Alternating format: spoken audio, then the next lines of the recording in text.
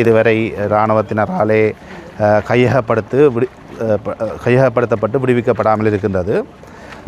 குறிப்பாக 2013ஆம் ஆண்டு ஒரு வர்த்தமானி பிரசுரம் செய்யப்பட்டது. காணி சுவீகரிப்பு சட்டத்தின் கீழ் வலிகாமம் வடக்கு பகுதியிலே இருக்கக்கூடிய 6000 சொச்ச ஏக்கர் காணிகளை தாங்கள் உடனடியாக கையகப்படுத்துவதாக ஒரு வர்த்தமானி பிரசுரத்தை வெளியிட்டிருந்தார்கள். அந்த வர்த்தமானி பிரசுரத்தின் அடிப்படையிலே உடனடியாக இந்த ஆதனங்களை தங்களுடைய கட்டுப்பாட்டில் எடுக்கின்ற அதே நேரம் சட்ட ரீதியாக அந்த ஆதனங்களை அரசுக்கு சுவீகரிக்கிறதுக்கான நடவடிக்கையும் தாங்கள் செய்யப்போவதாக சொல்லியிருந்தார்கள். அதிலே ஏராளமான வழக்குகளை நாங்கள் உடனடியாக இலங்கையினுடைய உயர் நீதிமன்றத்திலும் மேன்முறையீட்டு நீதிமன்றத்திலும் பொதுமக்கள் சார்பிலே தாக்கல் செய்யப்பட்டிருந்தது. நானும் பல வழக்குகளை உயர் நீதிமன்றத்திலே தாக்கல் செய்திருந்தேன்.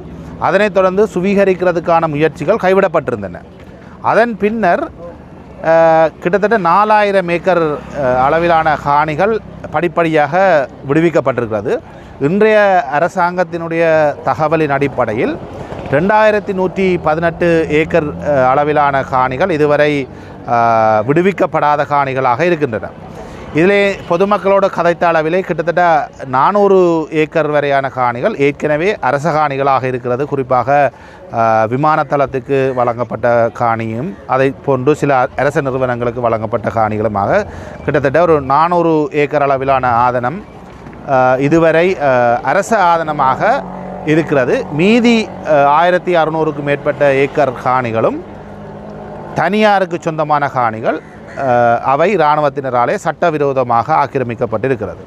உண்மையிலே நாங்கள் இந்த பலாலி வீதியாலோ அல்லது இந்த பருத்தித்துறை வீதியாலோ நாங்கள் செல்லுகின்ற பொழுது ஏராளமான நிலங்கள் வெறுமையாக இராணுவத்தினுடைய முற்றுகைக்குள் இருப்பதை காணக்கூடியதாக இருக்கிறது. அவ்வாறாக இருந்தால் அந்த காணிகள் இராணுவத்துக்கும் தேவையில்லாமல் பொதுமக்களுக்கும் வழங்கப்படாமல் வெறுமனே வேண்டுமென்றே அடாத்தாக அவர்கள் தங்களுடைய கட்டுப்பாட்டுக்குள் வைத்துக்கொண்டு மக்களுக்கு விடுவிக்காமல் இருக்கிறார்களா என்ற சந்தேகத்தை வலுவாக எல்லோருக்கும் ஏற்படுத்துகின்றது. அந்த வகையிலே நாங்கள் ஏற்கனவே உயர் நீதிமன்றத்திலே தாக்கல் செய்த வழக்குகளிலே சில விடயங்களை சொல்லியிருந்தோம். சில படங்களையும் நாங்கள் அதில் இணைத்திருந்தோம். இந்த உயர் பாதுகாப்பு வலயம் என்று சொல்லப்படுகின்ற காணிக்குள் அவர்கள் ஹோட்டல் நடத்துகிறார்கள். அதே போன்று விவசாயம் நடத்தி அந்த விவசாயத்தில் இருந்து வர விவசாய உற்பத்திகளை விற்கிறார்கள். ஆகவே இதெல்லாம் இராணுவ தேவைக்கான ஒரு விடயம் அல்ல. ஹோட்டல் நடத்துவது இராணுவ பாதுகாப்போடு சம்பந்தப்பட்ட ஒரு விடயம் அல்ல. தல்சவன ஹோட்டலாக இருக்கலாம், இதிலே ஒரு பங்களோ இருக்கிறது. இவ்வாறான விடயங்கள் இராணுவ பாதுகாப்போடு சம்பந்தப்பட்ட விடயங்கள் அல்ல. அதே போன்று எங்களுடைய விவசாயம் செய்ய வேண்டிய பூமி, எங்களுடைய மக்கள் விவசாயம் செய்ய வேண்டிய பூமியிலே இராணுவம் விவசாயம் செய்து விற்று அதிலே உழைக்கின்ற ஒரு நடவடிக்கை இராணுவம் செய்வது என்பதும் ஏற்றுக்கொள்ளப்பட முடியாத ஒரு விடயம் என்பதை நாங்கள் உயர் நீதிமன்றத்திலே தாக்கல் செய்த வழக்கிலே நாங்கள் சுட்டிக்காட்டியிருந்தோம். அதே போன்று இன்று பயன்படுத்தப்படாமல் உயர் பாதுகாப்பு வலயம் என்ற போர்வையிலே இராணுவத்தின் கட்டுப்பாட்டுக்குள் வைத்திருக்கின்ற பகுதிகள் உடனடியாக விடுவிக்கப்பட வேண்டும். இன்று 36 ஆண்டுகள் முடிவடைந்து இந்த மக்கள் தொடர்ச்சியாக தங்களுடைய ஆதனங்கள் காணிகள் விடுவிக்கப்பட வேண்டும் என்ற கோரிக்கையை முன்வைத்தபடி இருக்கிறார்கள். ஆனால் இதுவரை அரசு தரப்பு அது தொடர்பாக அசம்பந்தமாக இருக்கிறது. உண்மையிலே பலருடைய கனவு தங்களுடைய வாழ்நாளிலே இறுதி பகுதியிலே தாங்கள் இயற்கை எய்துவதற்கு முன்பதாக தங்களுடைய சொந்த ஆதனத்தில் ஒரு நாளாவது இருக்க மாட்டோமா அல்லது அதிலே ஒரு நாளாவது நாங்கள் வசிக்க மாட்டோமா என்ற ஏக்கத்தோடு தான் இன்று பெரும்பாலான எங்களுடைய மக்கள் 36 ஆண்டுகளாக ஏங்கிக் கொண்டிருக்கிறார்கள். அந்த ஏக்கம் யுத்தம் நிறைவடைந்து இன்று 17 ஆண்டுகள் கடந்தும் அவர்களுக்கு நிறைவேறவில்லை என்பது மிகவும் ஒரு துரதிர்ஷ்டவசமான ஒரு நிலைப்பாடாகத்தான் இருக்கும். கொழும்பிலே பார்க்கின்ற பொழுது கொழும்பு ஜனாதிபதியினுடைய வாசஸ்தலத்துக்கு முன்பாகவே மக்கள் பயன்படுத்துகிறார்கள், மக்கள் இருக்கிறார்கள், மக்கள் போய் வருகிறார்கள்.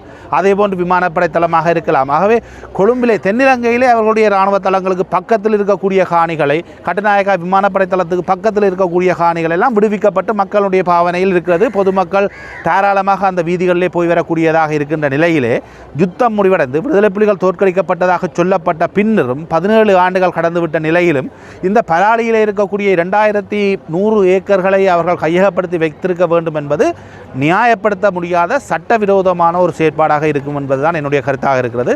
அந்த வகையிலே எங்களுடைய மக்களுடைய போராட்டம் தொடர்ந்து நடைபெறுகின்ற போது எங்களுடைய ஆதரவு முழுமையாக அவர்களுக்கு இருக்கும்.